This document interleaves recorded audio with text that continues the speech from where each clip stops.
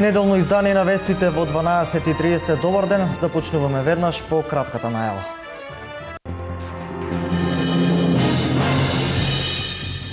Откупот на тутун тече без проблеми, информираше премиерот Груевски при вчерашната посета на Охридскиот регион. Постигната е цена од 187 денари по килограм тутун плюс 60 денари субвенција. На веселичарскиот концерт на македонската опера и балет ќе бидат изведени најуспешните рефрени испеани на фестивалот Макфест. Изведувачите ќе бидат придружувани од оркестарот на македонската опера и балет. Неделата што ни престои ќе биде во знакот на карневалот Звегорска Сурова. Централниот настан е на 14 овој месец, а започнува ноќта спроти Василица.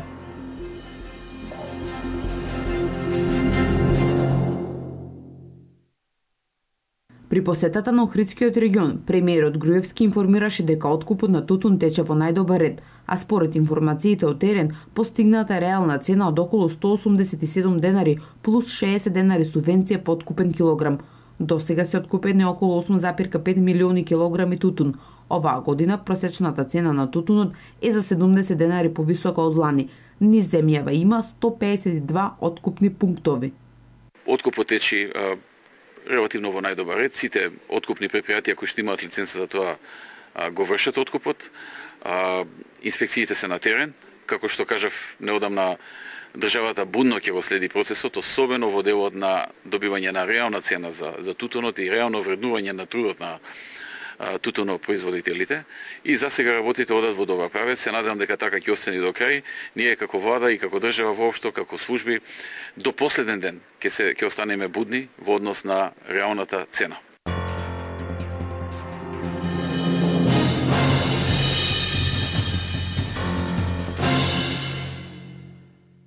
Најслушаните рефрени испеани на фестивалот Макфест ќе бидат изведени на веселичарскиот концерт при македонската опера и балет, кој ќе се одржи на 12 и 13 јануари. Публиката ќе има можност да ужива во изведбата на најголемите хитови во изминативе 30 на години на Макфест од страна на најпопуларните звезди од македонската естрада.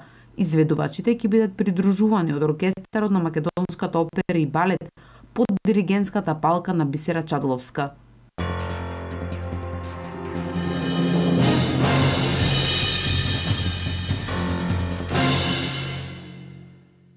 Последната фаза од целокупниот процес при преработката на водата, односно дезинфекција на веќе чистата и преработена вода, е хлорирањето. Целта е од излезот на филтер станицата, па низ водоводната мрежа, крајните потрошувачи да добиваат квалитетна вода за пиење. Тања Глигорова, раководител во филтер станицата при јавното предпријатие ИСАР, истакнува дека хлорирањето во Штип се врши постојано во текот на 24 часа, и тоа според одредени параметри, дозволени со правилникот за безбедност на водата на Република Македонија. Постојано се врши контрола на резидуалниот хлор, кој што изнесува на водата на излез од филтер станицата излеснува околу 0,5 мг на литар, додека во крајните мерни точки низ водоводната мрежа од 0,4 до 0,2 мг на литар, што е во согласност со правилникот за безбедност на вода. Мерењето на резидуалниот хлор кој што го има во водата и служи за дезинфекција го вршиме со помош на компаративна метода, односно се врши со помош на тетраметилбензидин или ДПД метода и го отчитуваме, односно компарираме неговото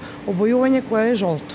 Во овој период од годината во филтер станицата се бележи просечна потрошувачка на вода од 170 литри во секунда или околу 14.000 литри кубни дневно. Минималната во утринските часови изнесува околу 100 литри во секунда, додека максималната изнесува од 190 до 200 литри во секунда, која се бележи во попладневните часови од денот. Контрола на тоа колкава е концентрацијата на хлор во водата за пиење се врши постојано и строго се внимава да не се надминат дозволените параметри. Ова е доволна гаранција дека штипјани пијат квалитетна вода. Правилникот за безбедност на вода ги дава правилата и концентрациите кои што смее и нашата филтер станица и останатите филтер станици во Републиката да дозираат хлор и ние се нормално одиме согласно правилникот.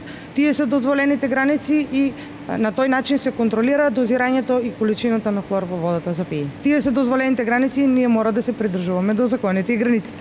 Повеќе од тоа не би смеело да има. Единствен случај кога според правилникот за безбедност на водата е дозволено зголемување на концентрацијата на резидуалниот хлор во водата за пиење е во вонредни околности, например поплави, кога има опасност од контаминирање на водата за пиење. Во тие случаи дозволено е да се користи максимално 1 мг на литар вода резидуален хлор.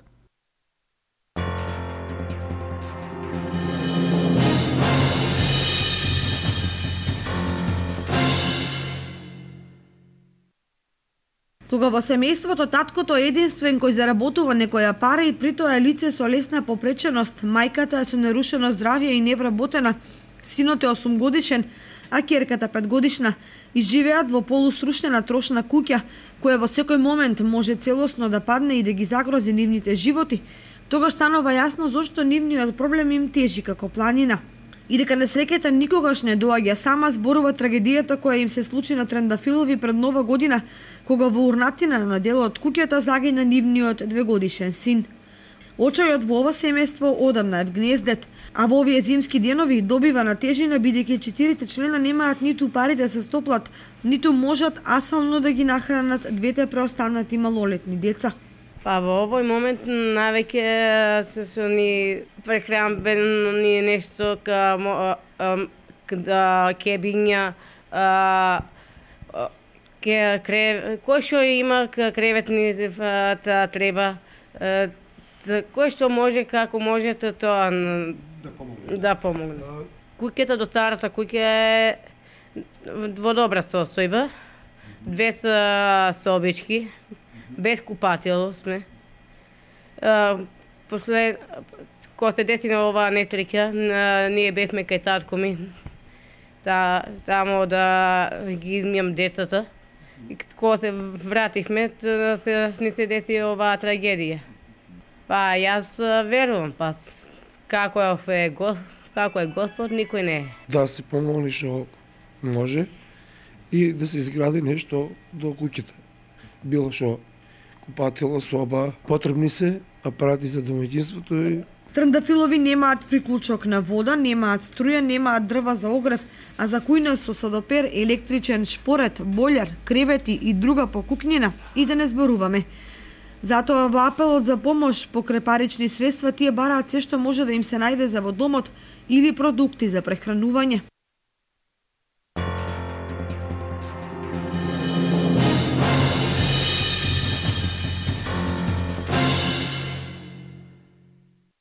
Делчево и село Звегор на големо се подготвуваат за годинешното одбележување на карневалот познат како Звегорска сурова. Карневал кој започнува во попладневните часови на 13 јануари, а продолжува на самиот ден Василица 14 јануари, кога група маскирани млади луѓе поединечно или групно одат од куќа на куќа и ги истеруваат злите духови. Сурова во село Звегор е обичај кој датира од памтивек. Овој обичај бил сочуван дури и кога Македонија била под османлиско робство.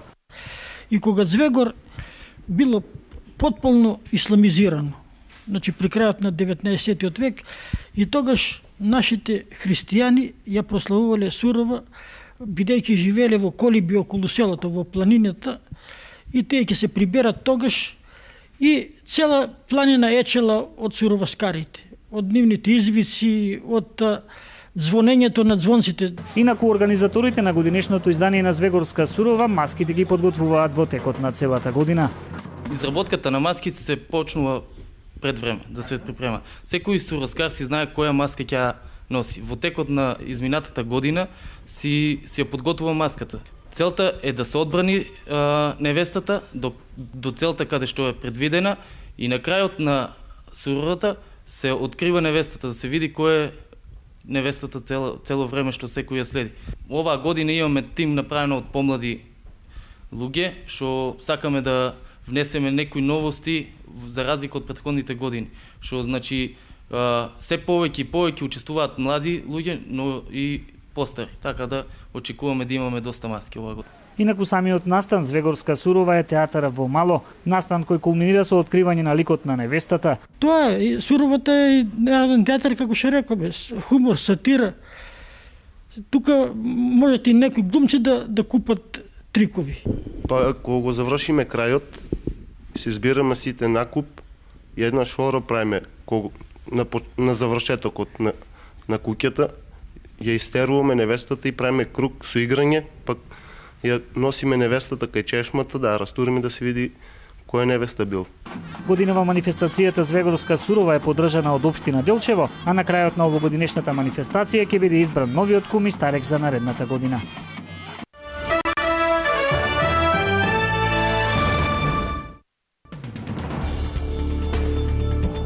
Најмалку 10 луѓе смртно настрадаа, 50 се ранети во нападот на руското воздухопловство врз објект кој Џенхад ан-Нусра, сирискиот огранок на Ал-Каеда, го користи како затвор и суд во Марет Ал-Нуман во покрајината Идлиб, објави Сохр повикувајќи се на своји активности на теренот.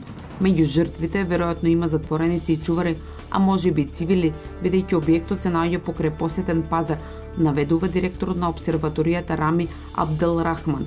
Местото Марет Ал-Нуман е важна локација која што ги поврзува двата најголеми сириски града, упоришта на претседателот Башар Ал-Асад, Дамаск и Апело, во рацете на џихадистите од 2012 година.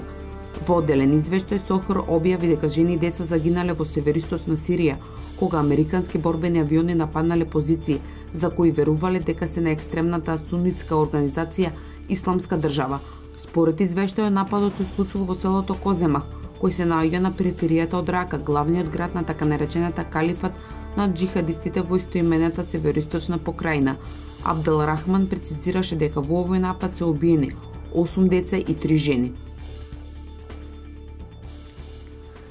Инцидентите во Келн, каде што илјадници гневни германци се собраа на митингот на Пегида против бегалците, полицијата и десничарските приврзаници на движењето стигнаа до директни судири и борба.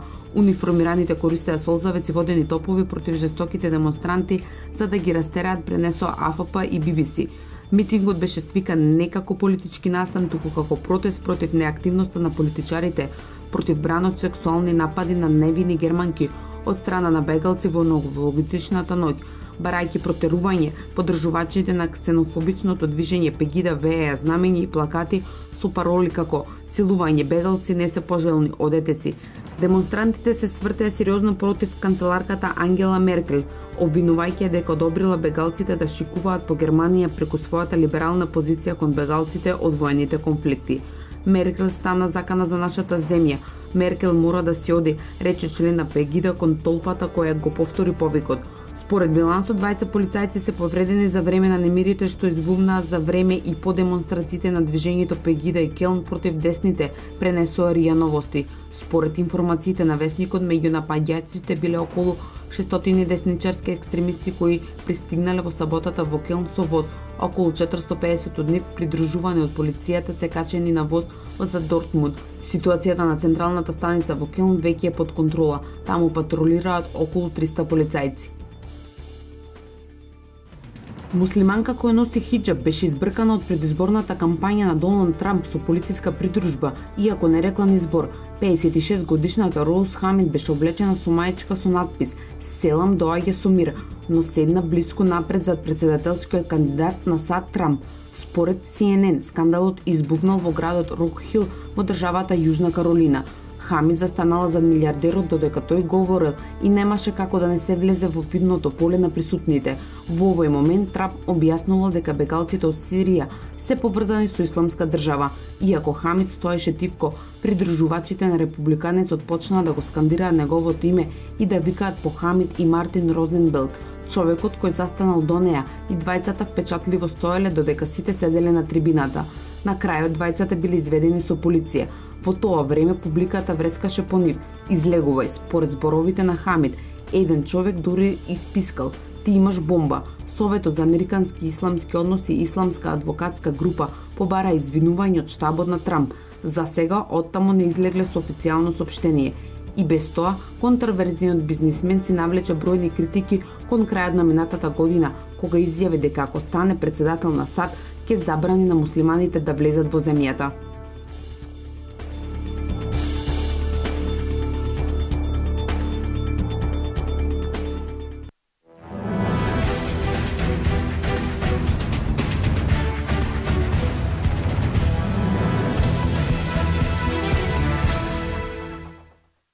Ракометарките на Вардар вчера забележаа победа во дуелот против Букуреш во првиот надпревар од главната рунда во Лигата на шампиони. Нашиот првак многу тешко стигна до бодовите, победувајќи со резултат 22-21. Во текот на сите 60 минути се водеше жестока битка, во која двата тима постојано се минуваа во водство, а предноста во ниту еден момент не беше поголема од 3 погодоци.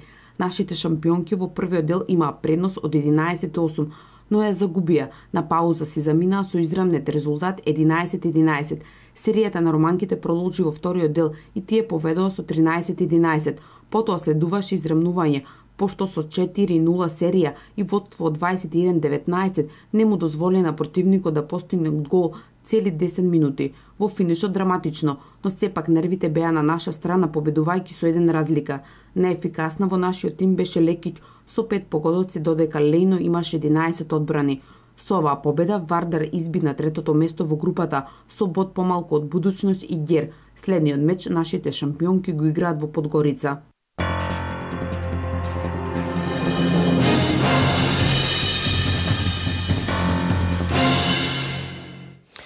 Ви благодарам што бевте со нас. Следното информативно издание е во 16 часот и 30 минути. Останете со Канал Плюс.